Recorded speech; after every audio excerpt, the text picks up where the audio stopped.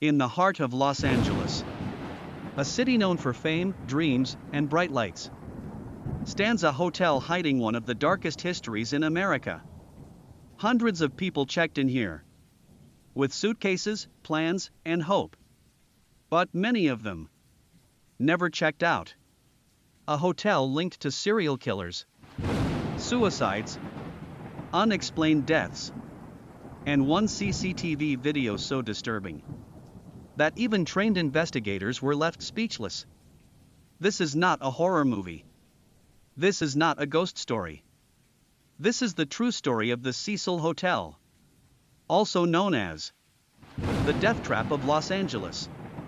The Cecil Hotel opened its doors in 1927, designed as a luxury destination for wealthy travelers and businessmen. At first, it worked. But the dream didn't last long.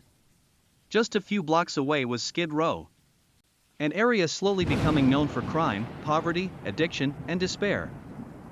As the Great Depression hit America, the hotel's reputation began to rot. By the 1930s and 1940s, the Cecil had transformed into a place where people didn't come to relax. They came to escape their lives. Over the decades, more than 16 officially recorded deaths occurred inside the hotel. Some guests jumped from windows. Some poisoned themselves. Some were found dead in their rooms, with no clear explanation.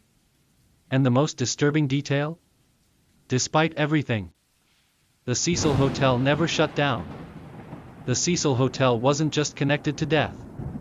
It was connected to evil. In the mid-1980s, one of America's most terrifying serial killers was roaming Los Angeles at night. His name was Richard Ramirez, better known as the Night Stalker. He murdered at least 13 people, attacking victims in their homes. And after committing these brutal killings, he returned to the Cecil Hotel. Witnesses later said he walked through the lobby covered in blood, wearing the same clothes he used during murders. No one questioned him. Years later, history repeated itself.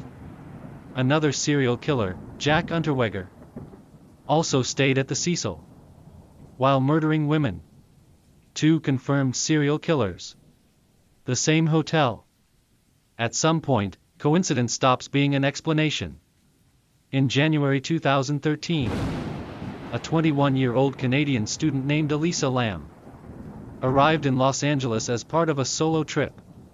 She was intelligent, creative, and regularly posted online about her journey. At first, her stay at the Cecil seemed normal. She talked to family. She explored the city. Nothing appeared wrong. Then, suddenly, she stopped responding. Just 19 days after checking in, Elisa Lam vanished inside the hotel. No forced entry. No screams. No witnesses. It was as if she had been swallowed by the building itself. Days later, Los Angeles police released elevator CCTV footage. What the world saw became one of the most disturbing videos ever recorded. Elisa is seen standing inside the elevator. She presses multiple buttons. Almost all of them. The elevator doors refuse to close. She leans out. Looks left. Looks right. As if someone is standing just outside the frame. She steps in and out repeatedly, her movements becoming more erratic.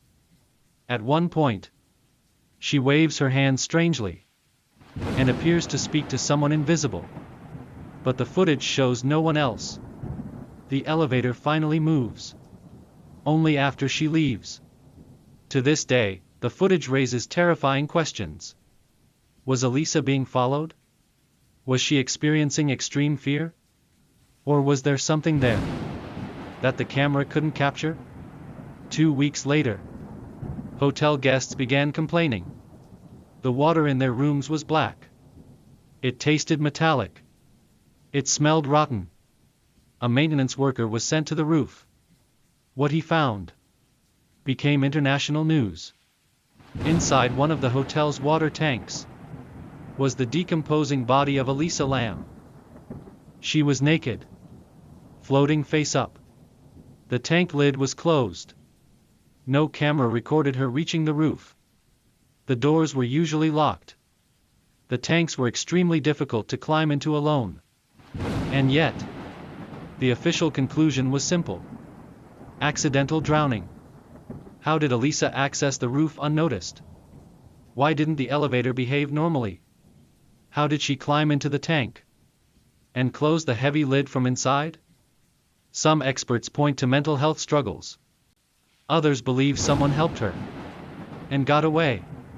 And some believe the truth is darker: that the Cecil Hotel itself has a history that feeds on human despair. Today, the Cecil Hotel has been renamed, as if changing its name could erase its past. But stories remain. Guests still report strange sounds, sudden cold spots, the feeling of being watched in empty hallways. Because some places remember, and some buildings are not meant to be lived in. If you want more true horror stories that are darker than fiction, subscribe to the channel. Because the most terrifying stories are the ones that actually happened.